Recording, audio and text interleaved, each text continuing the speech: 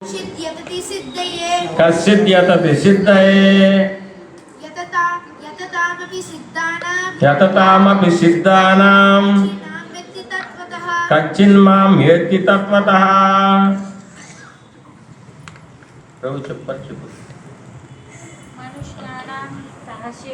मनुष्याणां सहस्रेषु कश्चित् यतति सिद्धये మెల్లగా చెప్పండి కంగారు లేదు యతతామపి సిద్ధానాం కచ్చిన్మాం ఏతి తత్వతః తత్వతః నువ్వు చెప్తావమ్మా చెప్పలే ఓకే పర్లేదు సరే ఓకే నువ్వు చెప్పగలవా కొంచెం కొంచెం చెప్పు కొంచెం పలు వేలాది మనుషులలో ఒక్కడు పూర్ణత్వానికై యత్నిస్తాడు.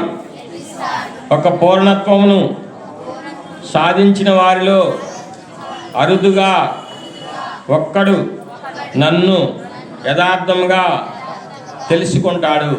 ఈ భక్తి చేయాలని వేల మంది ప్రయత్నం చేస్తారు. వేల మందిలో ఒక్కళ్ళు తెలుసుకుంటారు. ఒక్కళ్ళు తెలుసుకున్న వ్యక్తి కూడా మళ్ళీ ఆ ఒక్కళ్ళలో కూడా చాలామందిలో ఎవరో కానీ దాని గురించి జ్ఞానాన్ని నేర్చుకోగలుగుతారు.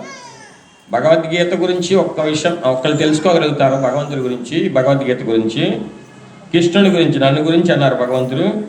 వేలాది మనుషులు ఇప్పుడు మనకే మచిలీపట్నంలో ఒక 5-6 లక్షల మంది ఉన్నారు. భగవద్గీత నేర్చుకుంటాకు వచ్చేవాళ్ళు 10 మంది ఉన్నారు. అంటే ఎంతమంది ఉన్నారు చూడండి. అట్లా కృష్ణుడు చెప్పినట్టు వీళ్ళందరూ కూడా ఇప్పుడు వచ్చిన వాళ్ళందరూ కూడా పుణ్యాత్ములు, మహాత్ములు.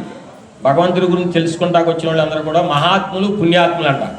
పూర్వజన్మ వాసన ప్రభావం వల్ల వాళ్ళు భగవంతుడి గురించి తెలుసుకోగలుగుతాడు, వింటారు, దాన్ని పఠనం చేస్తారు. లేకపోతే భగవంతుడి గురించి తెలుసుకోలేరు. ప్రపంచంలో ఎన్నో వస్తువుల గురించి తెలుసుకుంటారు, వాటి గురించి ప్రయత్నం చేస్తారు. అదంతా తాత్కాలికమైన, అశాశ్వతమైన. అందుకనే భగవంతుడు నా గురించి ప్రయత్నం చేసేవాళ్ళు ఎవరో ఉంటారు. వాళ్ళకు కూడా పూర్ణత్వ సిద్ధిని పొందిన వాళ్ళు తర్వాత ఆ పూర్ణత్వ సిద్ధిన తర్వాత ఒక్కళ్ళు నా గురించి కంప్లీట్గా తెలుసుకుంటారు. అందుకని ప్రభుపాద ఏమన్నారంటే, ఈ పుస్తకాలన్నీ రాసి ప్రభుపాదులు భగవద్గీత, భాగవతం అన్నీ రాసిన తర్వాత ఇవన్నీ తెలుసుకుని ఎవరన్నా ఒక్కళ్ళు ఈ కృష్ణ చైతన్యాన్ని పాటిస్తే నా జన్మ ధన్యమైంది అన్నాడు ప్రభుపాద. అంటే అంత మహాత్ములు అరుదుగా ఉంటారని చెప్తున్నారు అనమాట. హరే కృష్ణ. ఇంకో శ్లోకం దీన్ని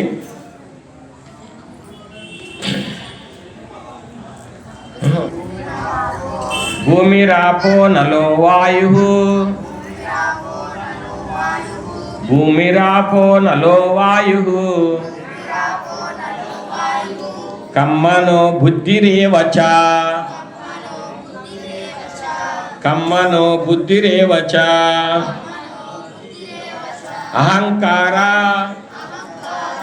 ఇతియం మే భిన్న ప్రకృతిరష్టదా. చెత్తగా వినాలి, ముందు చెప్పేటప్పుడు జాగ్రత్తగా అంతా ఇంటూ వినండి. ఎటు ధ్యాస పెట్టబాకండి. దీని మీద పెట్టండి, అక్షరాల మీద, శబ్దం మీద, వినేదాని మీద పెట్టండి. భూమిరాపో నలో వాయు కమ్మనో బుద్ధిరేవచ అహంకార ఇతియం మే భిన్న ప్రకృతిరష్టదా. భూమిరాపో నలో వాయు కమ్మనో బుద్ధిరేవచ అహంకార ఇతియం మే భిన్న ప్రకృతిరష్టదా.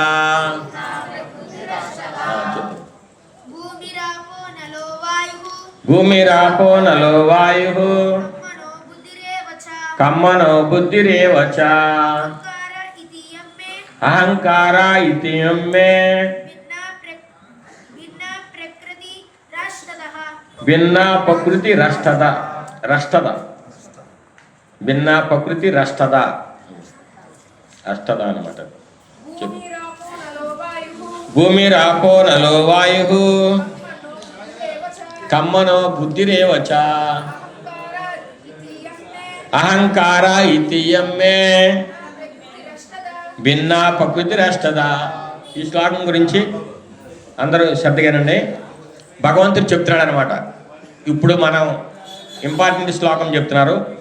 భూమి అనండి. భూమి, జలము, అగ్ని, వాయువు, ఆకాశము, మనస్సు, బుద్ధి, మిథ్యా అహంకారము అనే ఈ 8 అంశాల సముదాయము నా భిన్న ప్రకృతిని ఏర్పాటు చేస్తుంది.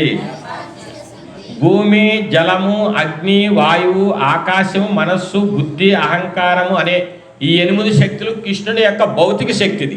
అంటే మన శరీరం తయారవుతానికి కావలసిన శక్తులు. మన శరీరంలో ఇవన్నీ ఉన్నాయి. భూమి ఉంది, అగ్ని ఉంది, జలం ఉంది, వాయువు ఉంది, అహంకారం ఉంది, మనస్సు ఉంది, బుద్ధి ఉంది.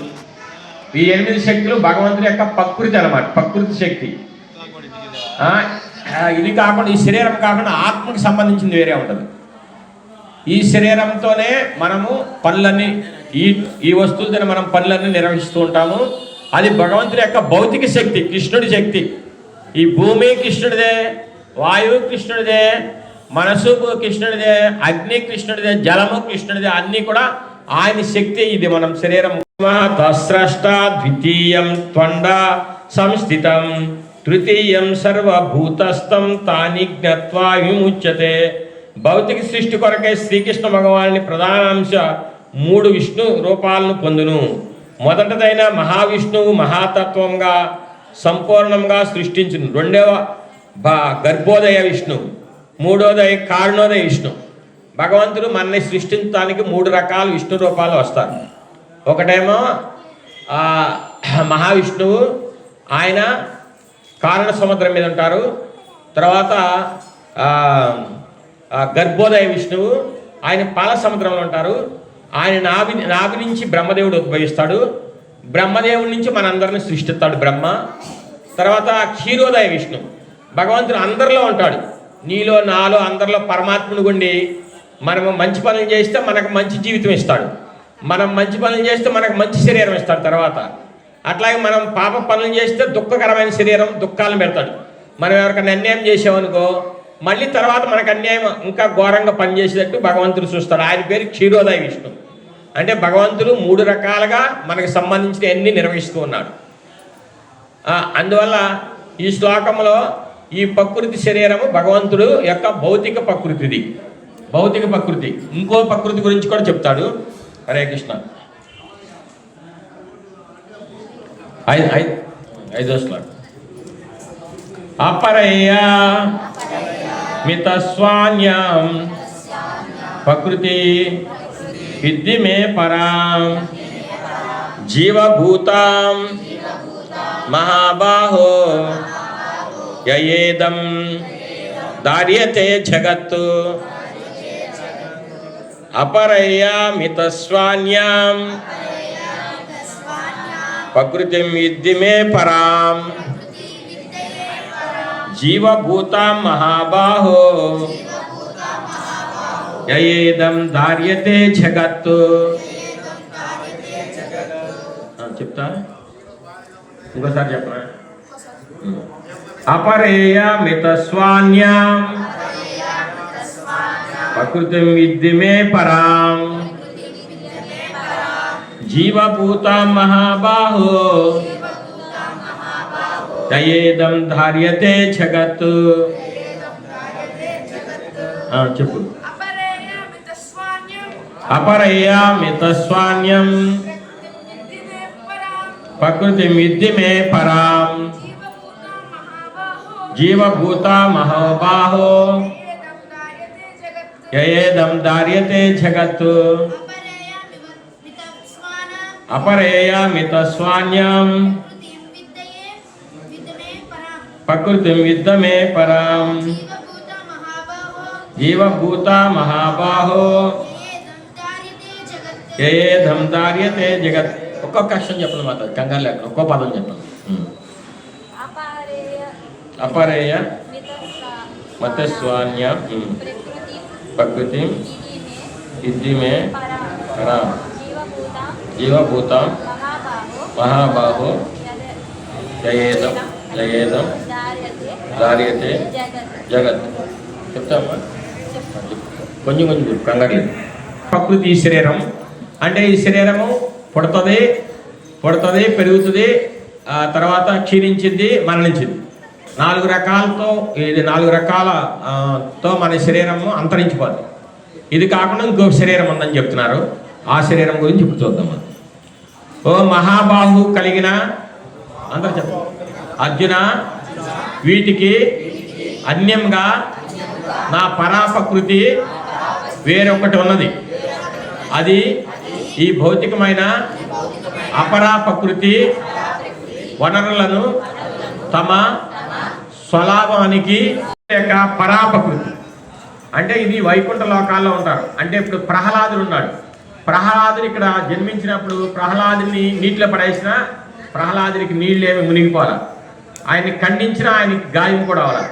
ఆయనకి ఇష్టం పెట్టినా ఆయనకి ఎంత కూడా జరగల. ఆ తర్వాత మంటల్లో పడవేసిన ఏం కాల. అంటే అది ఆధ్యాత్మిక శరీరం అయిపోయింది. అలాంటిది భగవంతుడికి సంబంధించిన ప్రకృతిలో వైకుంఠాల్లో ఉంటాయి. అందుకనే ఇక్కడ మానవులు బాగా భక్తియుక్త సేవ చేసి అలాంటి ఆధ్యాత్మిక శరీరాన్ని పొందుతారు. ఈ శరీరాల డిఫరెన్స్ అన్నమాట. ఈ శరీరం పొందితే మనం ఎంత కోటీశ్వరుడైనా, ఎంత పండితుడైనా, ఎంత గొప్ప వ్యక్తి అయినా ఈ జనన మరణ చక్రాల్లోకి వెళ్ళిపోవాల్సింది ఈ ప్రకృతి శరీరం పొందితే. ఆధ్యాత్మిక శరీరం పొందితే భగవద్ధామంలో కృష్ణుడితో పాటు సమానమైన అన్ని రకాల సౌకర్యాలతో ఏ విధమైన హాని లేకుండా ఇక్కడున్నా అక్కడున్నా వాళ్ళకి హాని చేయరు. అది ఆధ్యాత్మిక శరీరం, అది పరాప్రకృతి. దీనికి భిన్నంగా ఉంటుంది అన్నమాట. ఇక్కడున్నాయన్నీ కూడా నశించి అది నశించదు. హరే కృష్ణ. మెల్లమెల్లగా ఒక్కొక్కటి తెలుసుకుంటా ఉంది. కానీ మీరు జీవులు భగవంతుని పరాప్రకృతికి శక్తి చెందిన వారిగా ఇక్కడ స్పష్టంగా చెప్పబడింది. మనందరం జీవాత్మలు ఉన్న అన్ని జంతువులు, మనుషులు, పశువులు, తర్వాత ఈ పాకేయి, ఎగిరేయి అన్ని రకాల జీవులన్నీ కూడా ఈ భౌతిక ప్రకృతికి సంబంధించినవి. అపరాప్రకృతి అంటే పరాప్రకృతి అంటే భగవంతుడి యొక్క భగవంతుడి యొక్క ధామానికి సంబంధించినవి. అపరమిత ధ్రువానాను నేను చెప్తాను మీరు. అపరమిత ధ్రువానంత సుభృతో యది సర్వగత సర్హి న శాస్యతేతి నియమో ధ్రువనేతరద అజనీచాయన్మయం తత విముచ్య నియస్సు భవేత్ సమమాజానతం యదదా మతం మత దుష్టయత. ఓ పరమనిత్యుడా, దేహదారులైన జీవులు నీలాగని నిత్యులు, సర్వవ్యాపకులు అయితే నీ ఆధీనంలో ఉండబోరు. కానీ వారు నీ సూక్ష్మ శక్తులుగా భావించబడే వెంటనే నీ పరమాధీనంలోకి వస్తారు. ఇప్పుడు మనం ఇక్కడ రాగానే మనకి భగవంతుడు కొంత స్వతంత్రం ఇస్తారు. నువ్వేమన్నా పని చేయి, ఎట్లన్నా జీవించు. భగవంతుడు ఏమన్నాడు? బాగా మంచి పని చేస్తే అప్పుడు కృష్ణుడిని తీసుకుంటాడు. సరిగ్గా పని చేయకపోతే కృష్ణుడికి సంబంధించిన ఈ లోకంలో దేవతలు ఉన్నారు. యముడికి సంబంధించిన, అగ్నికి సంబంధించిన, నీటికి సంబంధించిన వీళ్ళందరూ కూడా శిక్షలు విధిస్తూ ఉంటారు. ఆ విధంగా మనకి స్వతంత్రం ఉందని మన ఇచ్ఛానుసారంగా ఉండకూడదు. భగవంతుడికి సంబంధించిన పనుల్లో నిమగ్నం అవ్వాలి. తర్వాత భగవంతుడికి సంబంధించిన శాస్త్రాలు చదవాలి. భగవంతుడి యొక్క కార్యాల్లో పాల్గొనాలి. రోజుకు ఒక అరగంటన గంటన భగవంతుడికి సంబంధం పెట్టుకోవాలి. అంటే రోజు హరే కృష్ణ హరే కృష్ణ కృష్ణ కృష్ణ హరే హరే, హరే రామ రామ రామ హరే హరే మంత్రం చదువుతూ ఉండాలి. ఒక అరగంట భగవద్గీత చదువుతూ ఉండాలి. భగవంతుని దర్శనం చేసుకోవాలి. ఈ 3 పనులు చేస్తే చాలా తేలిగ్గా, హాయిగా, సులువుగా, ఆనందంగా ఉంటాం. హరే కృష్ణ. అందరూ కూడా మానకుండా రండి. ఒక అరగంట కీర్తన చేద్దాం. తర్వాత ఇక్కడ వివాహం ఒకటి ఉంది, అందుకని హరే కృష్ణ ఈ పూట ముగించేద్దాం. అందరూ వారం వారం మానబాకండి. హరే కృష్ణ.